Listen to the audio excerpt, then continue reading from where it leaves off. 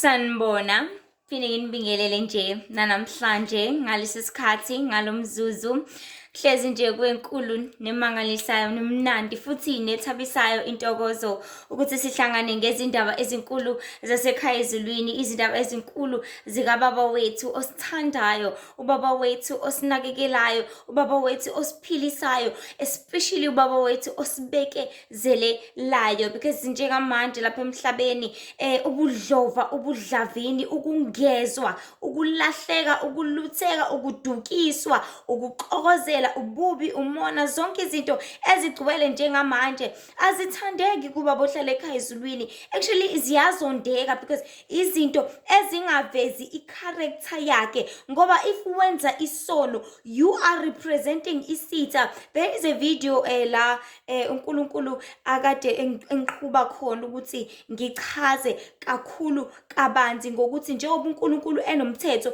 enemiyalelo eyishumi, nesitha naso sinemiyalelo ewu9 yaso, of which one of the rules or one of imiyalelo ila chazwa khona kabanzi ukuthi ayibo yonke into eyisono represent uSathane, yonke into eyeqisa umthetho represent uSathane, because he is the one ongafuni ukuthi kulalele uNkulunkulu. He is the one ongafuni ukuthi kwenziwe intando kaBaba ohlala ekhaya ezulwini. So everything ezothi uNkulunkulu ungebi athi hayi noma ungeba it's okay, vele uyayidinga le mani nanani. Mezothi uNkulunkulu ungaphingi athi phinga wena kuukuthi nani. Azothi uNkulunkulu ungabi nomuntu ungafisa indlu yamakhelwane wakho, wena uthi uyabona umakhelwane wakho has bought something and then bese uyayihalela bese uyayifisa. There is i-representative noma there is the sign yokuthi kunesitha njengamanje esesingaphezulu kwempilo yakho, kunesitha njengamanje esesikwengamile, kunesitha njengamanje esesikubusa, of which is why I am saying ukuthi if qhubeka koniwa kanjena kangaka emhlabeni, zonke lezi zinto ezenzakalayo izinto angazithandi uJehova umdali wezulu nomhlaba, izinto ezingancomeki kuyena, angazithabeli, ezingamthokozisi uma ebona abantwana bakhe besuka kuyena kangaka, if ebona abantwana bakhe beshiya umyalelo wakhe kangaka, if ebona abantwana bakhe behlala kakhulu bencamela futhi bekhandlekela futhi becomfortable futhi bethanda ukuhlala nesitha sakhe kakhulu kanjena, bethanda ukulalela isitha sakhe, bethanda ukuthobela sona, bethanda ukwenza intando yaso, bethanda ukwenza isitshelwa yiso.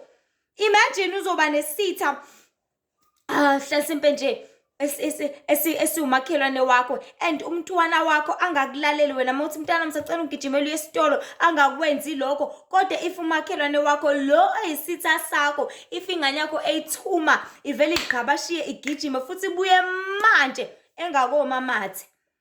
Because kunento nje yayenziwa kakhulu kudala ethi umzali ngizophimisela amathe phansi, mewabuya nje esewomile ususenkingeni, but kumele wenze sure ukuthi ubuya lamathe lawo esamanzi kanje, because if esewomile shothi uthatha isikhathi eside, which is a sign of disrespect. Kodwa ngenxa yokuthi ubaba wethu ohlala ekhaya ezulwini ayithandeki yonke into esiyenzayo, it's just like wena ubuka ingane yakho ithumeka kamakhelwane kodwa ingathumeki mayithunywa wena. Imagine such a painful thing. Imagine into ebuhlungu kangaka, umntwana wakho lo uzalo wena, wambeka la emhlabeni, wena omondlayo, wena omnakekelayo, wena omgqokisayo, wena omyisa esikoleni, umnika ikeri, wena omthandayo, wena omenzela yonke into, ebese lo kwenyanyayo, lo melene nawe, lo hlalela ukukuzwisa ubuhlungu, lo hlalela ukuthi akhulume kabi ngawe, lo hlalela ukuthi adicilele phansi igama lakho, lo hlalela ukuthi ehleze enze izinto ezingathandeki kuwe, whether ukhuluma ngawe kubantu ukuthi abantu baze bakujikele, whether ukhuluma ngawe kubantu ukuthi abantu bangakuthembi, whether ukhuluma ngawe kubantu ukuthi abantu bakhulume noma kwenzeka izinto ezimbi ezingekho right ngempilo yakho uzuthakathwe nani. Lo muntu lo, the same person, athathe oyedwa wakho, oyedwa abantwana bakho ambuse. Umntwana wakho uthi usabathe, umntwana wakho kamakhelwane nje uyabhiyoza, kamakhelwane nje wenza yonke into, but la ekhaya akenzi ngisho a single thing, akenzi ngisho okuncane omyaleza ukuthi akwenze. Lo mntwana omthanda kangaka, So what I'm trying to say ukuthi uNkulunkulu yonke into eyenzakalayo lapha emhlabeni njengamanje ayimthabisi nakancane. Yonke into ayibonayo njengamanje ayimthabisi nakancane. Because uNkulunkulu akayibekanga imithetho eyibekela ukuthi nje ibe khona, all right fine, but it was his voice, izwi lakhe azama ukusiyala ngalo ukuthi hayibo ningakwenzi ukuthi, hayibo enzani kanjena. Nakhona futhi ngalo lelizwi lakhe leli, ngazo zonke lezi zinto asiyala ngazo, uzama ukuthi asize thina, because his rules, his commandments, his laws are a form of a protection towards us.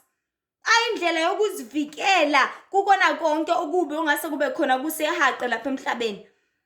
Because I always mention this ukuthi lapha emhlabeni ngisho ngathi singathi imithetho inzima kangakanani, ngisho singathi imithetho ayigcine kangakanani, ngisho singathi imithetho ilikhulu kangakanani, ayenzeki kangakanani, at the end of the day isiza bani? Isiza wena person. At the end of the day ikhulula bani? Ikhulula wena muntu. If utshela ukuthi ungebi, if usuwebile, who goes to jail? Who goes and get punished? Who goes and elinyazwe naye? If usubulele ubani uphinda afunwe naye kumele abulawe phela? Ngoba ophila ngenkemba naye ufa ngenkemba. Ngeke uzubulala abantu wena, ubulala abantu wena ebese wena ucabanga ukuthi uzorelax, uzobhiyoza umhlaba wakho. Cha, ngeke uzukube njalo. Uzovumna lokho kutshalile, uzothola what you deserve, because you deserve ukuthi ubulawe nawe if ukwazi ukubulala abantu nje sinoma kanjani. Umdali wena, no, awusiyena umdali. So what I'm trying to say abantu bakaNkulunkulu ukuthi each and everything enzakala lapha emhlabeni, yabona njenganawe ungeze wathanda wathaba if umntwana wakhe engakuthobele ngakuhloniphi, but ekwazi ukwenza kamakhelwane, ekwazi ukwenza kwisitha sakho lesi sikunyanyayo, lesi sikuzondayo, into exactly eyenzekalayo njengamanje. uNkulunkulu uthebekile imiyalelo, isitha sithi cha ungakwenzi lokho. And then what do you do when as a person you go and listen to isitha, you go and listen to uSathane, you go and listen to your father ongumqambi manga, onguyise wawo wonke amanga, onguyise wayo yonke inkohliso. Osho ukuthi uyena ubaba wakho ke. And the more you keep on listening to isitha, that is when uqhelelana noNkulunkulu, that is when ishifta ifocus uNkulunkulu, that is when ubuNkulunkulu buhamba buphela kakhulu kubantu. Why? Because abantu, they are not listening to God. Abantu abasenendaba noNkulunkulu, abantu abamlalela uNkulunkulu, abamthobeli, definitely abayenzi intando yakhe. And the more ungayenzi intando kaNkulunkulu, that is the more uqhelelana naye. And what I was trying to mention and to say ukuthi ayimthabisi neze ubaba ohlala ekhaya ezweni lento, kodwa ingamthabisi kunjalo usaqhubeka usasiphilisa yazi, usaqhubeka usasinakekela yazi, usaqhubeka usaseduzane nathi, usavuka ekseni uwona kanjalo, usavuka ekseni uphinga kanjalo, uvuka kulowo mbhede loyo kade uvuka komunye izolo, kade uvuka komunye ekutsangi, but usavuka ekseni unomona kade uthakathe ebusuku ngo-12, ubungalala ungabusavuka, but wakwazi ukuthi uvuke. Kade ubusy emathuneni ngo-2 o'clock ekseni, ungazi ukuthi wenzani, ufuna imali, ufuna ukuvusa abantu abafile ama-spirit, zonke lezi zinto, but ukwazi ukuthi masusubuyela ekhaya kini usuqedile zonke lezi zinto ade uzenza, ulale emini yonke, phinde uvuke futhi ntambama. uNkulunkulu aqhubeka akuvusa, uNkulunkulu aqhubeka akunika impilo, uNkulunkulu aqhubeka kwabele, uNkulunkulu aqhubeka kutshengisa uthando, uNkulunkulu aqhubeka kutshengisa ukubekezelela, uNkulunkulu aqhubeka kutshengise konke ayikho yena, because akaguquki yena. uNkulunkulu nomnene, uNkulunkulu ongaphezulu ophakeme, ohleze ehlalela ukuveza uthando, ohleze ehlalela ukuziveza ukuthi uNkulunkulu kangakanani, ohleze ehlalela ukuzikhazimulisa, ohleze ehlalela ukuthi abonise abantu ukuthi unomusa omkhulu kangakanani. Because indaba isekuthenini isitha into esishoyo kubantu sithi uNkulunkulu unonya, of which is the same thing isithi sayisho nakwizingelosi zize ziluthe ngekathi eziluthekisa ukuthi zisuke zishiya uNkulunkulu. Wathi uNkulunkulu unonya, uNkulunkulu yasiphanisha, uNkulunkulu wenza 1 no 2 no 3, which is the war, of which yona into ekuliwa nayo, kuliwa noNkulunkulu, kutshelwe wena ukuthi uNkulunkulu unonya kangakanani, so that nawe uzobuka ukuthi oh yazi uNonyanga ngempela uNkulunkulu usitshwela kabi, buka nje sibulala nani nani, buka wenza u1 no2 no3, of which is it is false. Okungamanga. That is why namhlanje uJehova ubaba ohlala ekhaya ezulwini into asayizama, usazama ukufixa wonke layo mazwi ukuthi cha anginalo lunye, cha nginomusa, cha nginothando, cha ngiyabekezela, cha nginobumnene. That is why namhlanje esasiphilisa kanjena. That is why namhlanje esaqhubeka kuvusa, as I was saying. That is why namhlanje esenza zonke izinto ezinhle ebabekezelela abantu over and over again for as many years as the Lord can. Elibekezela. Cabangise emhlabeni wakhe lana. Odalwe uyena ngenhloso yakhe, ngenjongo yakhe. Ngendlela athanda ukuthi kuphilwe ngayo, wadala abantu, wadala izilwane, wadala zonke lezi zinto. Nengelosi wadala konke. Ethanda ukuthi kuphile ngokumthobela, ngokumlalela ngendlela athanda ngayo yena, but akwenzeki kanjalo. Akwenzeki ngendlela yakhe. Imagine egcekeni lakho usukuklinile, sekukuhle, sekuright, kuvele kufike nje izingane zakho zingcolise utshela sayibo mina ngingangcolisi, ngithanda ukuthi kube clean lana emhlabeni wami. Ngithanda ukuthi kube clean la ekhaya. Nanka ama-tiles ukorubhile semhlophe, ingane ziyaqhamuka ziyangcolise. Hayi bona ingangcolisi, buka kuclean kanjani, ngcono ndlalele kwenye indawo zingakwenzi lokho. Ebese umzali enze njani? Athi hayi kulungile. Ayitolerate, ayibekezelela, aqhubeka bekezela, loqhubeka bekezela, kulibe liqhubeka kungcola, libe liqhubeka kungcola. Same as uNkulunkulu. The only thing uNkulunkulu aseyihlalele nje manje ukuthi abekezelela uluntu lonke olubhizi lungcolisa, lunengisa, lunengeka emhlabeni wakhe. Ubekezele ubaba ohlala ekhaya ezulwini. Ubekezele bekezelela isono, ubekezele bekezelela ubumnyama, ubekezele bekezelela isitha, ubekezele bekezelela konke okubi okwenzakala emhlabeni njengamanje, because it keeps on escalating, it keeps on getting more and more. Ke-upgrade, ungcola kulibele kuyanda, ungamlalele kulibele kuyanda, ungamthobeli kulibele kuyanda, ungayenzi intando yakhe kulibele kuyanda kakhulu kunaqala. So what are we doing emhlabeni kaNkulunkulu? What are we doing ngesikhathi esinikeze sona? Seqhubeka simtshengisa ukuthi asinendaba kangakanani nethuba sinikeze lona. Seqhubeka simtshengisa ukuthi asinendaba kangakanani nothando lakhe. Seqhubeka simtshengisa ukuthi asinendaba kangakanani nomusa wakhe. Seqhubeka simtshengisa ukuthi asinendaba kangakanani nazo zonke izinto asenzela zona. Maye kithi. So isihloko nje namhlanje ngithanda ukuthi sikhulume ngaso, sithi inkazimulo kaNkulunkulu iyabasinda abantu. Inkazimulo kaNkulunkulu iyabasinda abantu. So I'm just going to be linking two prayers because I've been having series noma sorry, not prayers, I'm a poop. I'm going to be linking two dreams, sorry about that. So Nkulunkulu libele nje eletha kakhulu imiyalezo eminingi these days, and thola ukuthi okunye thatha yabhala phansi yaphuthuma, you know, nasebuthongweni ebusuku you're sleeping and all those things. So I'm just gonna be linking two dreams, and 13 June nomhla ka 15 June. But into uNkulunkulu azama ukuyiveza njengamanje kulezi ikhathi esesiphila kuzona, ikhathi zokugcina, ukuthi the more kwanda ububi, the more kwanda ukunengeka, the more abantu bengcola, the more imoya ihlala kubona, and the more ihlala kubona imoya, the more abantu benyanya yonke into ehlangene noNkulunkulu, benyanya yonke into ehlangene negama lika Jesu, benyanya yonke into ehlangene noJehova, benyanya yonke into ehlangene neqiniso, benyanya yonke into ehlangene nokukhanya, benqanela befuna ubumnyama ngaso sonke isikhathi. And the more benyanya okuhlangene noNkulunkulu, so if ngathi uyashumayela bayakunyanya bafuna ukubulala, if ngathi uyavangela bashumayela bafuna ukukulimaza, if ngathi uyakhuleka, umkhuleko iwona oyinkinga kakhulu, because ulanda ipresence yaNkulunkulu, ulanda inkazimulo kaNkulunkulu, ulanda umoya kaNkulunkulu ukuthi uhlale, and iwona onyenyekayo kakhulu kulesi sikhathi esiphila kusona, isikhathi sokugcina njengamanje.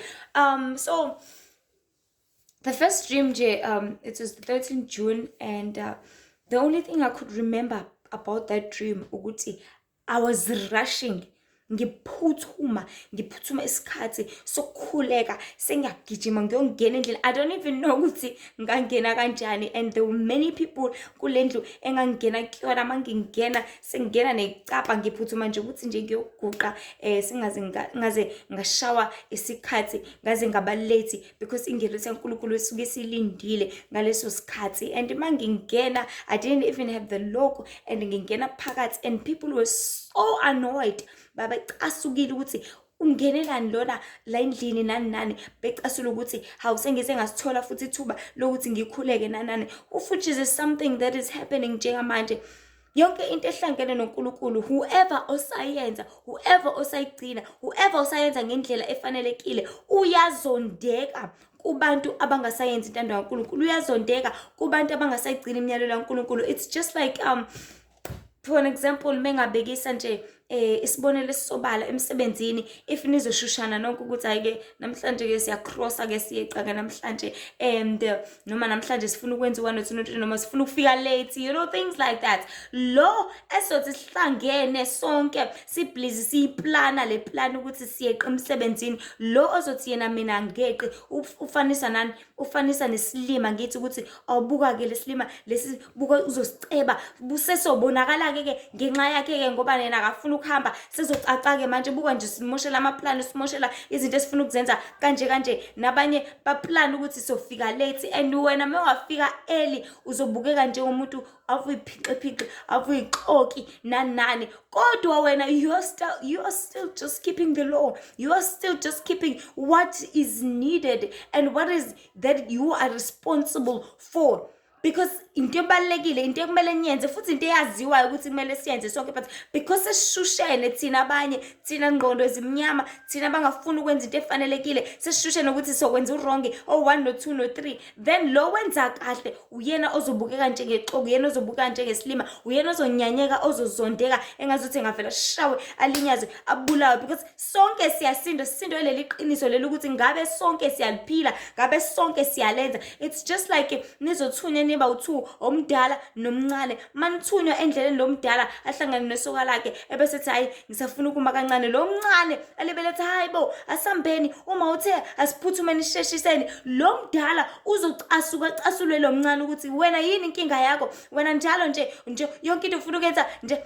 Why? Because they understand ukuthi umzali ushilo ngaphela, they understand ukuthi they need to come back home, balethe lezi zinto lezi ekuthiwa abazilethe ngokuphuthuma. So lozo libele emkhumbuza noma lozo kwenza ukuthi akhumbule ukuthi ubezeleni, akhumbule ukuthi yini elindelekekene, akhumbule ukuthi yini kumele ayenze, uyena ozonyanyeka, ozozondeka, uyena ozobukeka njengesilima more and more. So namanje siphile esikhathini lapho khona abantu they know they're supposed to be praying, they know they're supposed to be reading scripture, iBhayibheli, they know they're supposed to be going back to church, they know ukuthi they're supposed to be bafaste bazile ukudla, they know ukuthi kumele bazenze zonke lezi zinto, they are responsible for zonke lezi zinto, they are responsible for ukusondelana noNkulunkulu, but because ngokusindwa kwezinkanuko zezwe, ngokusindwa ukuthanda izinto ezibanza babambelele kuzona, baze bamoshe isikhathi sokuthi basondelane noNkulunkulu, baze bamoshe isikhathi sokuthi bazisize, baze bamoshe isikhathi sokuthi benze okubalekile. That is expected from them, that is expected ukuthi bakwenze ngesikhathi esifanelekile. That is when beqala becasuka, that is when beqala befuna ukuthi bakuvala umlomo wena, ngoba wena ngazi ukuthi uthanda ukukhuluma kakhulu, wena ngathi uthanda iqiniso kakhulu, wena ngathi uthanda ukusikhumbuza kakhulu izinto esizaziyo ukuthi kumele sizenze. I remember nje ngelinye ilanga ngihamba nje endleleni when I was going to church, and this lady said yazi umuntu manje abantu sebeyokubulala bakubulale liqiniso. And mina I was like, why usho kanjalo? Wathi yazi ngobani? Ingoba bayazi ukuthi iqiniso, bayazi ukuthi kumele baligcine noma kumele baliphile. So wena ke ozothi ungenela uzongitshela iqiniso, ungitshelelani? Uzokubulalela ukuthi ungitshelelani? That is the kind of people that we live with njengamanje. That is the kind of beings that we live amongst with njengamanje. Ama beings azi ukuthi kumele enzeni, azi ukuthi kumele azihlelele kanjani, azi ukuthi kumele aqhube kanjani izimpilo zawo, but ngokuba abakufuni lokho, bafuna lokho ngokwabo, bafuna lokho kunxanele kubona, bafuna lokho kwezinkanuko, bafuna lokho bobumnyama. That is why wena ke osafuna lokho kokukhanya uzolibela uyisicefe. Why? Because you are a light that is so bright.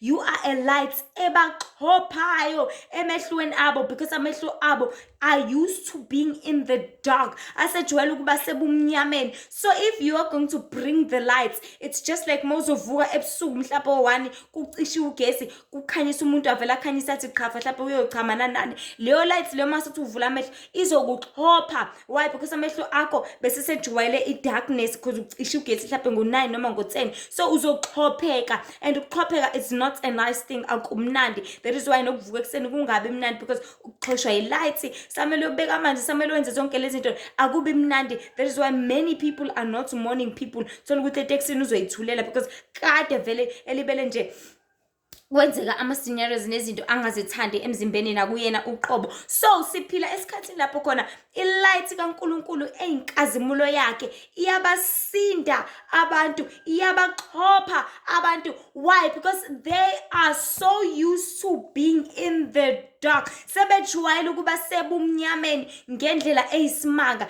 And the more behlala ebumnyameni, the more behlala enkanukweni, the more behlala enkohlisweni, the more behlala ekungcolweni, yonke into ehlangene nokuhlambuluka iyacasula kubona, iyabadina, futhi bengenza nanoma yini ukuze bayisuse. Ungenza nanoma yini ukuthi isuse into exhophayo. Ngithi ungasukuma uyoncisha leyo gesi, ungasukuma ungashaya ngisho leyo ngane ukuthi ukhanyiselani wena, yabona ukhanyisa ugesi buka manje amehlo amnani, ungenza nanoma yini.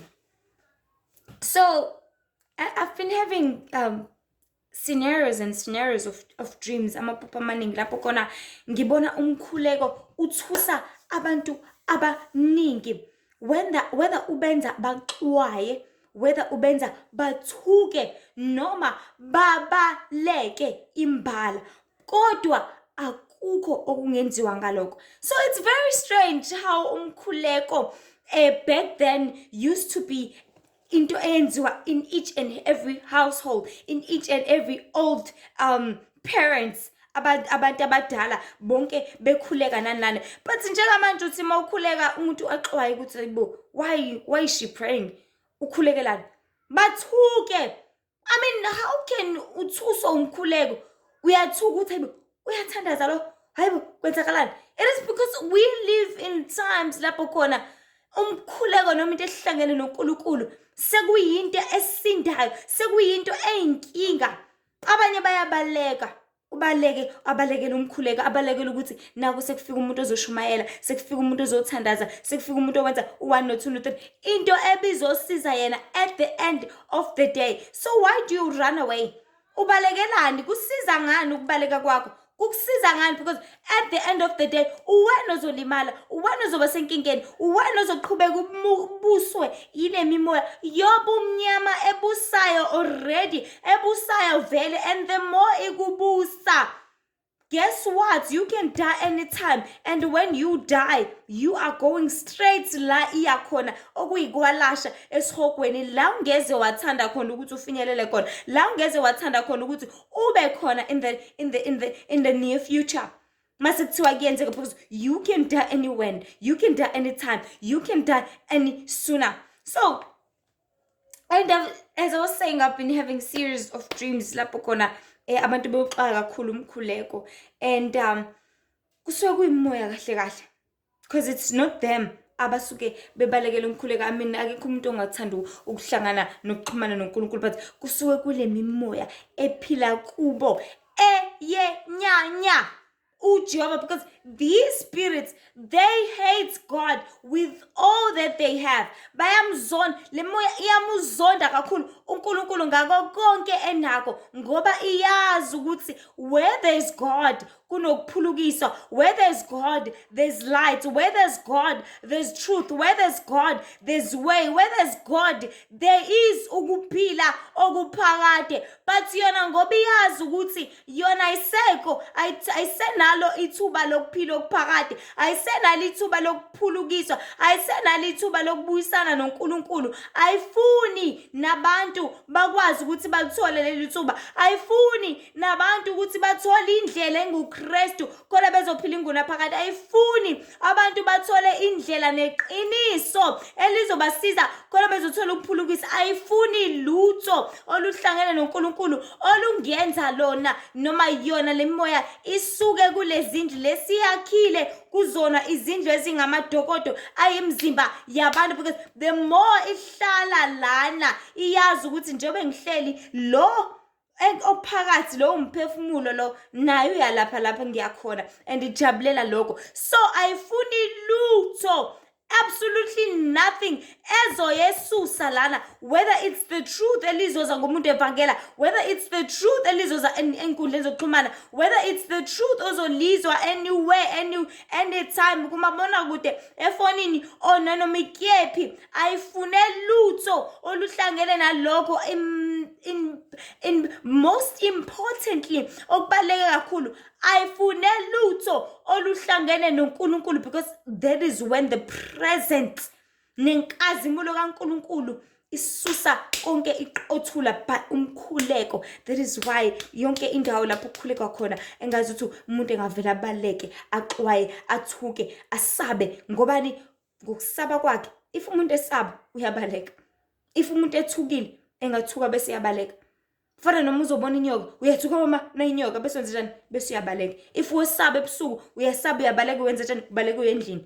If uxwaya into, akekho umuntu ongahlala nomuntu emxwaya, akekho umuntu ongahlala nomuntu othule nje engasho lutho. Niyaxwayana ngithi oyedwa uzosuka hamba ye kwenye indawo. So ikanjalo lento le mimoya into eyenzayo noma lezi zinto eziyenzayo kubantu zenza ukuthi asindelwe umuntu, because umoya kaNkulunkulu uyasinda. Umoya kaNkulunkulu uqothula yonke into, ususa yonke into. So ngale nkathi umoya kaNkulunkulu oyinkazimulo yakhe wengama by umkhuleko, by the prayer, by ukubiza igama lika Jesu, that is when all these spirits zivele zithuthe.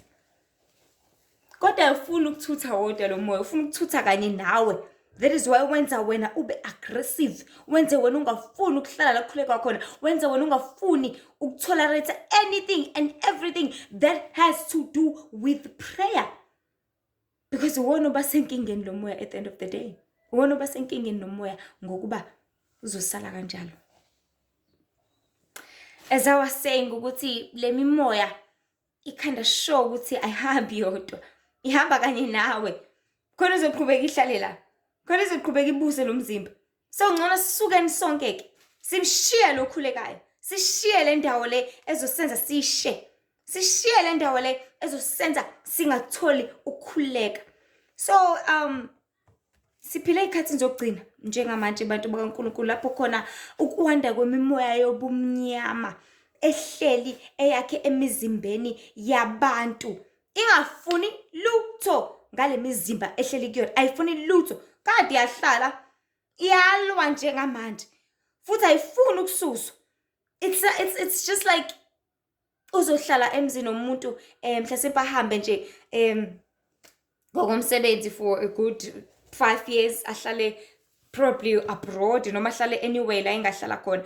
Uzohlala lana, uzowenza ama memories, uzotshala imbali zakho, uzonethezeka, uzokhuleka, and futhi uzojwayela ngale ndlela eyisimanga. And ngisho kuthi usiyabuya nje navumelana or anivumelananga, it's not going to be so easy ukuthi uvele pack and go, because usujwayele, uyazi ukuthi ulala lana, uyazi ukuthi wenza ukuthi lala, uyazi ukuthi upheka lala, uyazi ukuthi yonke into yakho isiyenzeka ngale ndlela. So it's not going to be so easy ukuthi uvele nje up and leave, up and go. So le mimoya if ikanjalo, especially yona into eyaziyo ukuthi ayinalo elinye ikhaya ngaphandle komzimba wakho, it doesn't have any homes, ayinayo imizi, ayinawo amakhaya. That is why ithanda ukuthi ihlale ibuse kuwena nanoma kuthiwa kwenzakalani njalo, because ayinalo ikhaya. It's ngizothini, izintandane kahle kahle, izinkedama, iyazama ingena nanoma ikephi la ingabona khona, ithola intuba nendawo. So ifuna yonke into ifuna ukuhlala la ngenkani by force. Because ayinalo elinye ikhaya. Xoshiwe ekhaya ezulwini. Ayisokuphinde futhi ibe nelinye ikhaya. Ayisokuphinde futhi ibe nethuba lokuthi ibusane nobaba uJehova odalile izwe nomhlaba. So izama konke usemandleni ukuthi leli khaya leli umzimba wakho wena ovuma nalo ikwazi ukuthi ibuse kulona. So incwadi yabaseGalatia forgive me, ngisazoqhubeka nephupho lamhla ka-15-20. Incwadi yabaseGalatia chapter 5 iveza nje hlobo bazo zonke izithelo zenyama ezidonsa zilethe all these spirits. Because zonke lezi zinto lezi ezobufebe, ezokudakwa, ezomona, ezokuthukuthela, zonke lezi zinto zilanda imimoya thizeni. Because ukuphuza, it's not just ukuphuza nje ukuthi I'm having flying fish nani. It is a certain body eating spirit esikule flying fish esithi masingena emzimbeni wakho siyodla isibindi, esithi masingena emzimbeni wakho siyodla amathumbu, siyodla ingqondo yakho, siyoqeda ukuba soba, siyodla whatever esiyidlayo ngaphakathi, ispirit leso, umoya thizeni. So zonke lezi zithelo lezi zenyama zilanda le mimoya ekuthenini izohlala la kuwena. So abantu bahlala enyameni, umuntu ahlala enyameni yathi nje hayi mina ngirelaxele, I'm just happy, ngiyaziphilela nje njengabo bonke abantu nani. Kanti ukuphila kwakho ungahambi ngomoya. That is why uNkulunkulu ehlezi esixwayisa hambani ngomoya, ningahambi ngenyama ukuze ningeze nafeza izinkanuko zenyama.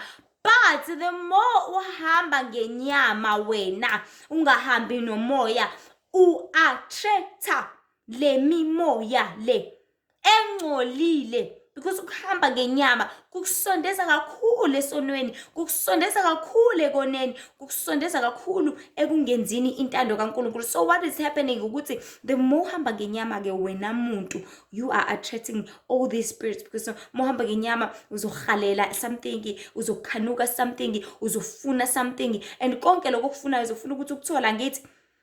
And then mase ukuthola ke uzeke lo moya uzohlala nje nawe kamnandi, ubuse nawe, and then bese ke ngokwenza kwakho kanjalo uzothola indawo ebese uyathanda ukuhlala la, ebese mase uthanda ukuhlala la awusafuni ukuphuma. That is when masiqhamuka isikhathi lapho khona inkazimulo yaNkulunkulu isingama isifuna ukuba ngaphezulu. Because uNkulunkulu ngumoya, uNkulunkulu ngaphezulu, inkazimulo yakhe ivele isinde wena enyameni. Isinda bani? Isinda lo moya lo, ngoba ayifuni ukuphuma lana. That is why umuntu mekhulekelwa khona nje ama-video abeke adume kakhulu, I'm not sure if asakhona manje, but bekabe viral kakhulu. Thola ukuthi umfundisi uyakhuleka ukukhulekela idemoni ukuthi liphume. Lenzani? Limenza umuntu aginqike phansi, azigine azirawunde, ahayize, angabashiye kusuke kuyilo moya angithi ongafuni ukuphuma. So uyamthomenta lo mntwana, uyamthomenta lo muntu, uyawuthomenta lo mzimba, uyawuhlukumeza, awuhlukumeze.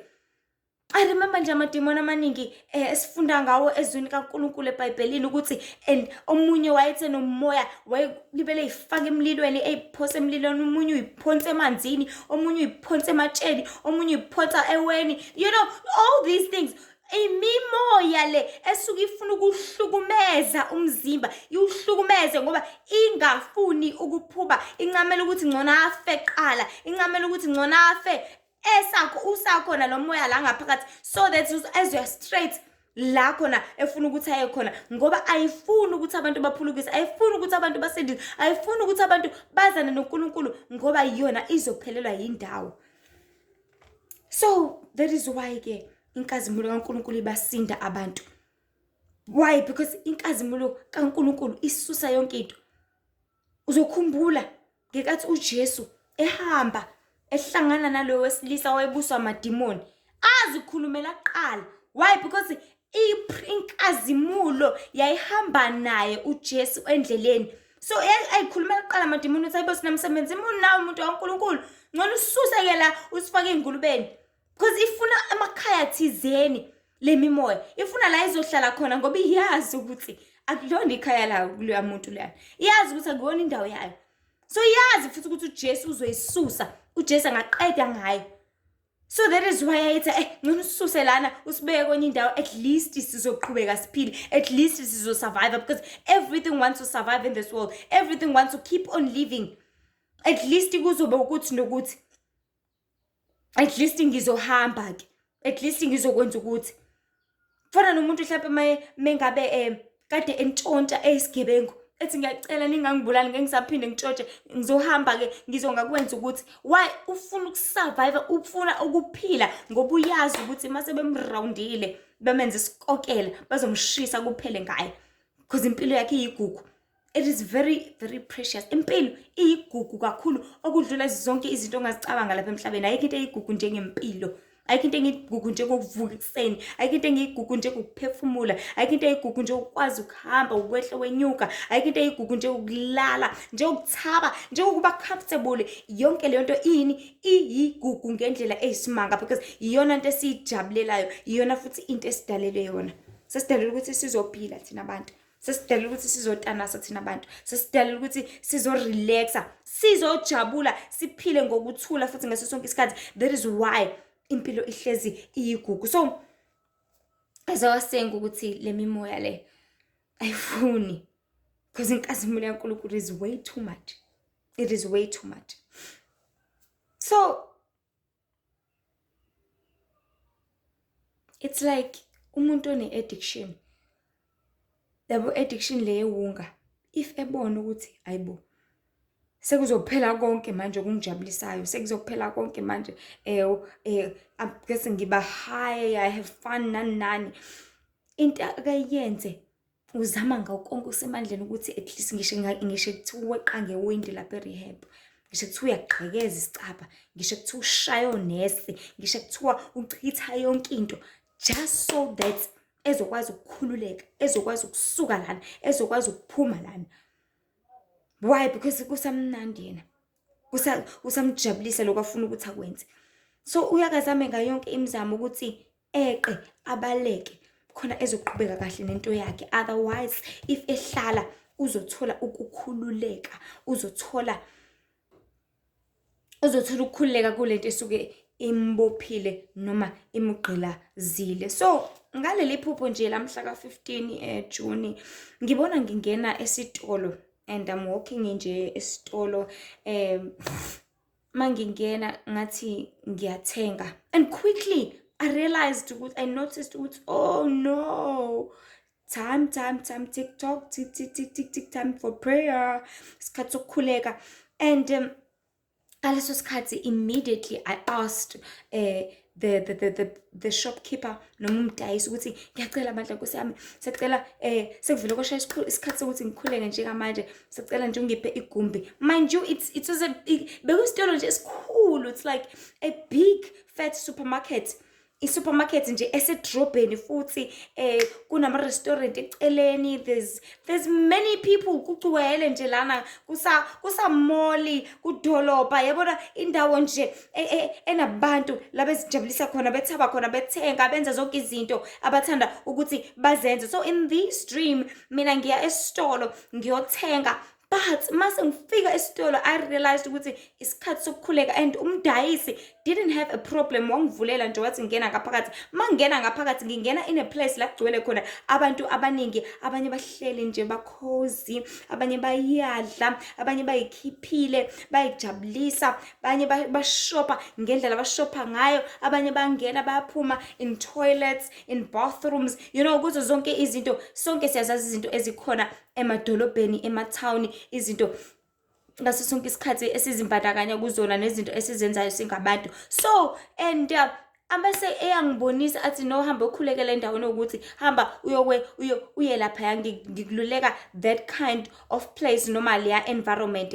And ngongabi nankinga nje futhi ngajabula, ngathaba kakhulu ukuthi wow, they gave me isikhathi, they gave me a place, and they gave me ithuba lokuthi ngikwazi ukuthi ngikhuleke. Mind you, there are many people, there's parking khona la kunezimoto, you know, there are many things kusedolobheni. I mean, so ngingene kule bathroom lena ngingene ngikhuleke. And it was a very short prayer, it was less than 5 minutes, even less than 4 minutes. I'm not too sure I think it was 2 minutes or something like that. Kodwa in this dream, what I realized ukuthi umkhuleko bewumncane ngedlela eyisimanga, ubumncane. Sonke siyazi ukuthi edolobheni kuthatha isikhathi eside ukuthi abantu baze baphele nya. Even ngisho kuthiwa kusasebusuku abantu basuke besaphithizela, and ngisho kuthiwa kusuke kumenyezela something ukuthi hayi sekuyavalwa-ke ey'tolo, abantu basuke bengafuni ukuhamba ngithi basafuna ukungena ngenkani. Abanye bathi hawu Nkosi yami ngiyadinga amafutha, Nkosi yami sacela ngingenise, izinto ezikanjalo. Nabanye especially when it comes to restaurant, umuntu uhlala nje azinabise, mhlawumbe omunye ubhizi ngokuthi uyayisebenzela, phuza coffee, abantu mabekhoza abanye bayajola abafuni kuhamba, things like that. But I promise you, njengoba kade ngithi umkhuleko was as less than 2 minutes or as less than 5 minutes, ngithe kodwa ngiqeda ukukhuleka, there was no one. Yebo mangithi no one, ngithi muntu. Imagine abantu kade behla benyuka emotweni, abantu kade behleli bekhozi bedla ilunch, because it was like Sunday meal kanje, bekusuku oluyiholiday nani, because bekugcwele ngempela edolobheni, abantu beholile futhi. Ngathi ngiphuma bekungekho muntu, nezimoto ziyaphuma. And I was so amazed ukuthi esikhathini esincane kangaka bakwazi ukunyamalala bahambe bonke labantu. I mean bonke. Kanjani? I was so worried. In this dream I was really worried. Phupho nje lamanje mhla ka-15 ngakhathaza ukuthi kwenzeka kanjani ukuthi ngempela labantu laba bonke manje abasekho, like there is no one. The only person obesakhona bakuwumama oyedwa obegqoke izingubo zasenkonzweni, nakhona naye ngimbona sithela. And ngimbheke ngithi hawu, nomzalwane nomuntu oyikholwa, what is happening? What?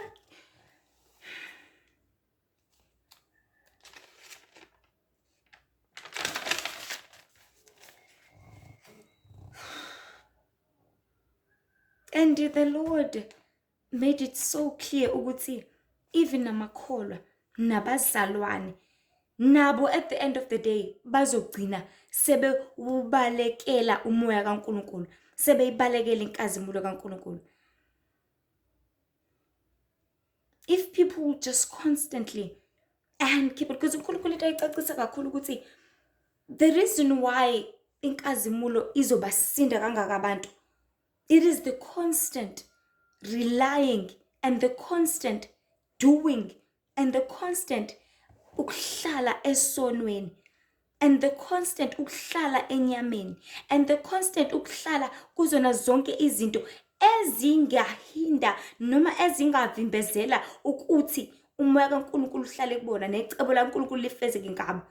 So if abantu bezohlala kakhulu enyameni, especially in these last days, uhlala enyameni uhlalela ukuthi imoya obumnyama ihlale kuwena, and then mase sihlehlele kuwena imoya obumnyama izohlala nje iqhubeke ihlale nje isikhathi eside. The moya ihlala kuwena, kwenzakalani ngomoya kaNkulunkulu? Uyanyanyeka, uyazondeka kuwena. Kwenzakalani ngenkazimulo kaNkulunkulu? Ikwenza ukuthi uyibalekele. That's it. That's what the Lord was saying, especially with these two dreams, ukuthi people are so annoyed by prayer. People are so annoyed by inkazimulo kaNkulunkulu. Why? Because bahleli enyameni, bahleli ezinkanukweni, bahleli kwizinto zobumnyama. Lezi zizondo ile moya obumnyama esihleli kubona.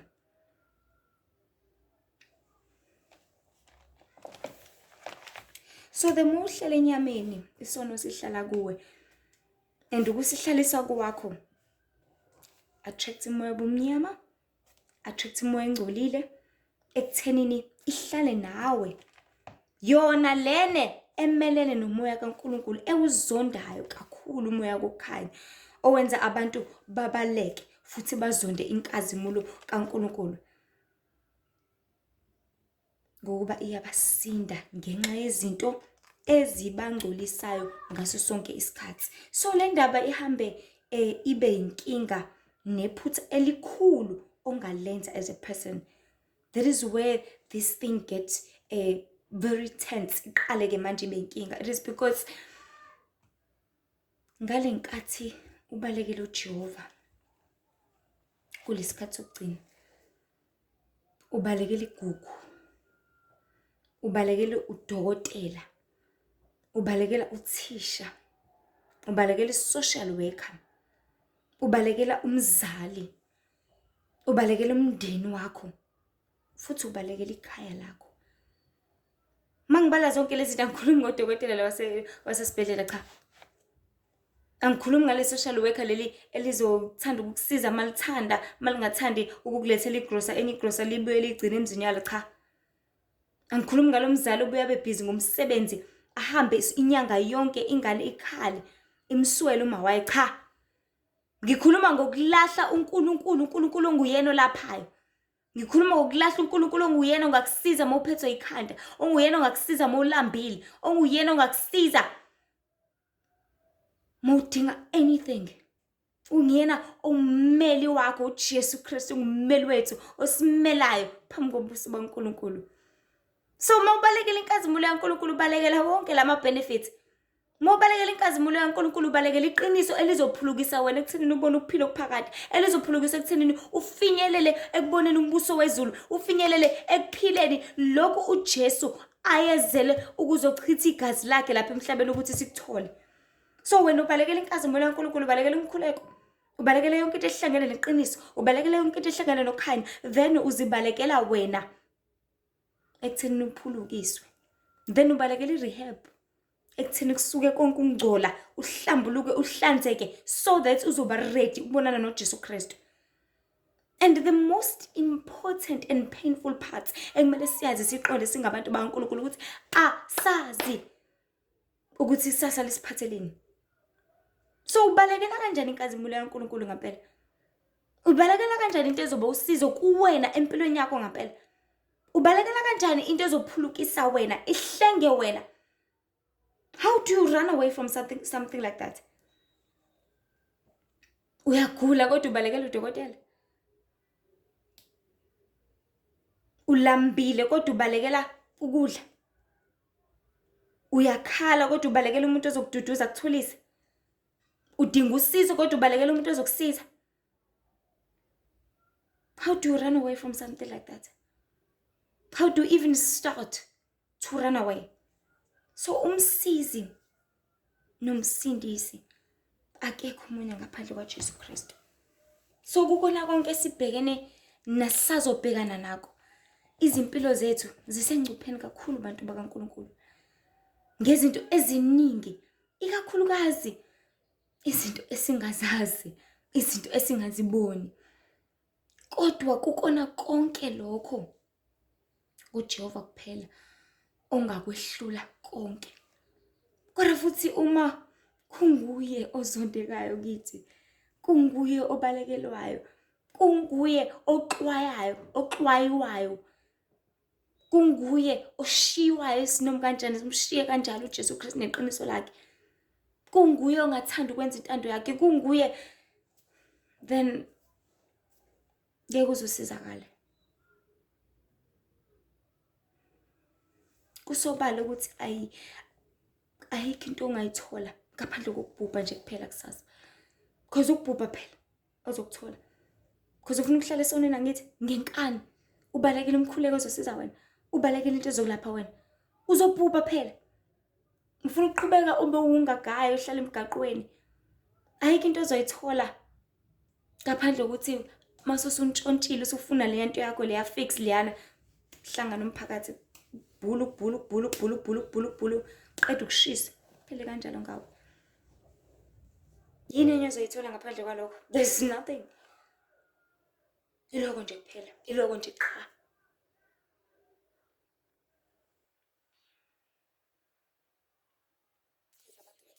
Kaniboni zasenyameni. ngoba bakhetha zona kunokukhetha ukusizakala. Bakhetha zona kunokukhetha ukuphulukiswa. We must know and understand bantu kaNkulunkulu ukuthi deep within inside us, ekujuleni ngaphakathi kwethu, siyazi ukuthi umkhuleko usiza kangakanani. Siyazi ukuthi ukuya enkonzweni kulapha kangakanani. Siyazi ukuthi ukufunda iBhayibheli kukukhanyisela kangakanani. Uyakwazi lokho, uyakwazi ukuthi umthetho kaNkulunkulu udinga ukuthi ugcinwe kanjani. Siyazazi zonke lezi zinto singabantu. Into oyaziyo leyo. Why? Because uNkulunkulu imithetho wayibhala la eziBhebheni zenhliziyo zethu. Wathi imithetho ngisazoyiloba ke manje ematsheni, sengizoyibhala la enhlizweni zabantu. Umuntu usezokwazi ngisho umncane engaka umntwana uzokwazi usobuka ukuthi hayibo. Yindaba umama ephuza leya auntie engaphuzi. Uzu-approach umntwana ngelinye ilanga athi yazi ngiyafisa ngabe ngawuwena uma wami.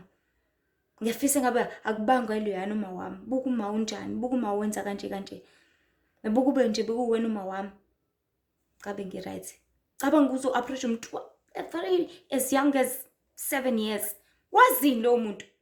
Ingoba umthetho la useyiBhebheni zenhliziyo yakhe. Uyazi uyaqonda ukuthi kahle kahle kumele ngabe ngiphila lempilo. Kahle kahle kumele ngabe kwenzeka ukuthi ngami. Kahle kahle kumele ngabe ngizihlelela, ngizilungise kanje nakanje nakanje. Angimele ngabe ngiphila lempilo. Akumele ngabe ngiphila kanjena. Akumele ngabe ngenza kanjena empilweni yami. Otherwise ngizoba senkingeni. Otherwise ngizolahleka, ngizoluthekiswa. So kuyiqiniso ukuthi kubhlungu ukusizwa. Akumnandi bantu bakaNkulunkulu. Sonke siyazi ukuthi alimnandi iboza liyababa kodwa liyaqeda ukukhwehlela ngithi. Awukho umuthi omnandi but iwona ukusizayo uqede lokho kugula lokusuku nako ngaleso sikhathi. Unlike aboPanado laba bathi baqeda ukugula kanti they're just causing you more and more sugar, bakugulisa more and worse. So kumele sazi siqonde ukuthi ayikho into ezoba mnandi ngokuthi kusizakale wena. But konke kuzoba buhlungu, kuzoba nzima kuqala. But kuzokusiza. Kuzoba buhlungu vele kuzoba nzima ubona le muntu uyakhuleka nani but kuzosiza wena. Like I was saying with that example ukuthi akubi mnandi nengane mayizokhishwa amadimoni. Iyahayiza, iyascreama. Whether iyasweater, whether iyazichamela, whether iyakhala, whether kwenzakalani izibhuquza phansi kuzo akumnandi ukuyishaya phansi. Ngisho kuthiwa ayikho isimeni njengamanje but izozwa ukuthi kade ngishaya phansi. Mase ivuka izozwa ukuthi kade ngiyibhokoda phansi, izozwa ukuthi kade ishaya udonga. Izozwa ukuthi kade isebenzisa isikhali ibhizi ishaya. Because imimoya yenzisa abantu izinto eziningi ezibukhuni ezibhlungu. Azishaya umuntu azilimaze. How imagine umuntu ayiphosa emlilweni. Ayiphosa ayikhiphe. It's not nice. But kaNkulunkulu akubi mnandi, kungabi mnandi kodwa lapho sekumnandi khona ulozolo for good forever. Because it's just a turn. It's just a U-turn. Turning back. Akubi mnandi mawusudukile sekumele wenze njani qale phansi angithi. Akubi mnandi. Ukuthi awule indlela kade ngihamba kumele ngipinde ngihambe lana futhi. It's not gonna be nice. Akubi mnandi but kuzosiza wena to go back, to turn back. And it gets easier and easier as time goes. I remember there's this guy who has shared his story. What he was a wunga addict and ngelinye ilanga uNkulunkulu came to him and spoke to him ukuthi masekuthiwa uyafa njengamanje kuzokwenzakalani ngawe. And uNkulunkulu wamthinta enhlizweni yakhe and wapheka same time wahamba waya rehab. Uthi mayefika rehab wafika wathi la angifune amaphilisi eni angifune lutho yenu ngifuna uzohlala nabantu abafana nami. Uthi lapho kokubhlungu iphuma lento. Kwakubuhlungu uthi he was sweating every day, he was vomiting ephalaza every day, ewakhishwa isisu every day for 3 months. 3 months. Kungadleki ekuncenga ukudla just so that izothola amandla ezincenga. Uthi kwakubuhlungu because wayeseyibheme iwunga for a good 6 years. But it just took him 3 months ukuthi azwele lobo buhlungu. Njengamanje usekhululekile. And ngicabanga ukube akawuthathanga loya 3 months luyana. Ngabe namanje usabhema. Mhlawumbe ngabe usenobaba 10 years ebhema. But lobo buhlungu lobo, it's just kuba ipain encane yesikhashana abantu baNkulunkulu. Leyo pain yesikhashana ezodlula, and masidlulile ngeke iphinde ibe khona. So singabantu, let us not run away from inkazimulo kaNkulunkulu. Let us not run away from into ezobusizo. Let us not run away from churches. Let us not run away from reading the Bible. Let us not run away from praying very hard. Sikhuleke ngokunamandla ngokunxusa. Because only when there is a presence of God, there is help. Only when there is a presence of God, there is the real ukholwa kwangampela. La khona inkazimulo kaNkulunkulu. Ila khona ukuphulukisa nosizo oluzoba usizo oludingayo.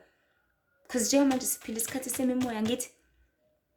And the imoya upgrade, libele upgrade. So the more upgrade, kumele nepresence yaNkulunkulu i-upgrade kanjalo kithi singabantu.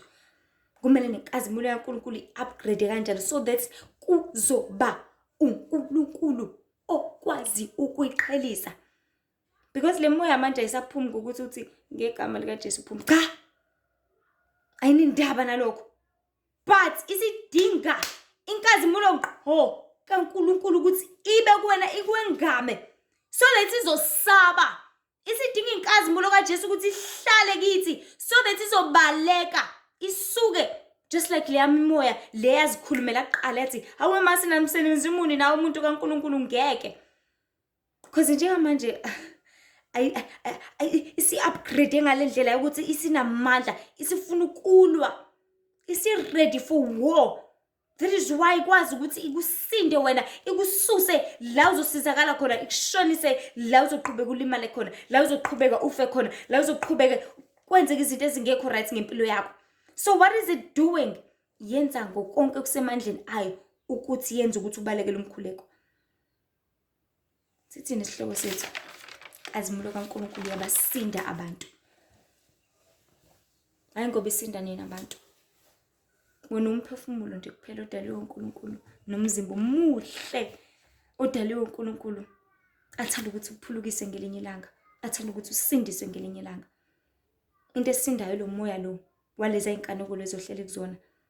Leziyana zobufebe, leziyana zokuqamba amanga, leziyana zokuthuka inhlamba, leziyana zomona, leziyana zokuphuza, leziyana zokubhema, leziyana zokuthakatha, leziyana zokugwala, leziyana zokubutha, leziyana zokutshontsha, leziyana zokuphinga, leziyana zokungagcini isabatha, leziyana zokuphatha ngezigama likaJehova, leziyana zokukhonza abanye uNkulunkulu amadlozi, ushisa impepha zonke lezi zinto. Leziyana zokufakaza amanga ngomakhelwane wakho, leziyana zokufisa indlu yamakhelwane wakho, zonke lezi zinto ozenzayo izona ezilanda le moya ukuthi ihlale kuwena, ekwenza ungamfuni uNkulunkulu, ikwenza ungayifuni inkazimulo yakhe, ikwenza umesabe uJehova. Umsabele ukuthi umbalekele, hayi ukuthi umsabele ukuthi umhloniphe noma umthobele, cha. Imsabele ukuthi umbalekele so that ungeke uzukwazi ukuthi uphulukise ngoba inomoya lo ohleli kuwena ongafuni ukuthi usuke la emzimbeni wakho, ungafuni ukuthi ubaleke ushone la udeserve khona. So what's the solution? Because for every problem there's a solution. uNkulunkulu ngeke asilethele umyalezo engeke asitshele nekhambi. Because nasesibhedlela uma uzofika uzokutshela ukuthi udokotela mothi uphethwe ikhanda uzokutshela ukuthi okay leli khanda mhlawumbe liqale ukuthi usuke wadla kanje wadla kabi nani. So isolution ngithi thatha lemshanguzo o1 no2 no3. Na inkinga uphethwe ikhanda, na inkinga imoya siyabusa emzimbeni wabantu, na inkinga ubalekela inkazimulo kaNkulunkulu. What is the solution? Fight. Ungavumi ukubalekela into ehlangene noNkulunkulu. Ungavumi ukubalekela into ehlangene nekufunda izwi. Ungavumi ukubalekela into ehlangene nomkhuleko. Ungavumi ukubalekela into ehlangene nokuzila ukudla. Ungavumi ukubalekela into ehlangene ngokwathiwa Jesu. Do not run away from that. Because that is what you need. Into edinga ngaphakathi, edinga umphefumulo wakho each and every day. Ukudla lokho kulambele. Kulambela umphefumulo wakho. So the solution ukuthi ungavumi. If kuzisithunywa sikaNkulunkulu, size ekhaya kini, sizokhuleka, hlala nawe, kunzima kunjalo. If enkundla zokuxhumana uyabuka nakho umyalezo uze ukuthi yazi umoya kaNkulunkulu uyakholela ukuthi ubuke lo myalezo noma ulalele le video. Ngenkani uthi uyabuka ukuthi yazi ngibhizi ngifuna ukuyowasha ngifuna ukwenza ukuthi ngenkani because kusuke sekuyisikhathi ukuthi kukhulukiswe wena, suke sekuyisikhathi ukuthi kuhlengwe wena, suke sekuyisikhathi sokuthi usindiswe. So everything and yonke into esho ukuthi incane kangakanani if ihlangene noNkulunkulu ungavumi ukuyibalekela. Noma yini obufuna ukuba busy ngayo ngisho kuthi ubufuna ukuhamba uyaphuthuma nani ngijahe edolobheni ngijahe etown ngijana ungalingi uvume. Disallow everything ezokwenza ubalekelana noNkulunkulu and allow everything ehlangene noNkulunkulu ukuthi kuthole. Ngisho kuthi umoya thizeni uthi umuntu mefika ezoshumela ucabanga ukuthi ngimamukele ngamamukele, ulwise lo moya loyo bese uthi cha ngiyakwamukela because lesikhashana esincane nje bezosiza wena. Lesikhashana esincane inhlantsana encane yethuba bezophulukisa wena izintweni zonke obhekene nazo osazobhekana nazo ezikusindayo ezilikhuni ezinzima ezilwisana nokuthi ungabonani noNkulunkulu. Because indaba ilapho phela ngokuphulukisa komphefumulo wakho. So inkazimulo kaNkulunkulu iyabasinda kakhulu abantu, but ungavumi ukuthi kusinde, but uvuma ukuthi kwengame, uvuma ukuthi kusize, uvuma ukuthi kulaphe, uvuma ukuthi kuqondise, uvuma ukuthi ikuhlelele bese iyaphulukisa ekufeni. Yilowo nje umyalezo nje uNkulunkulu ebethanda ukuthi sibe nawo. IBhayibheli alifundwe. Ungabalekeli umkhuleko, hlala khuleka. Ungabalekeli ukuzila ukudla, do it.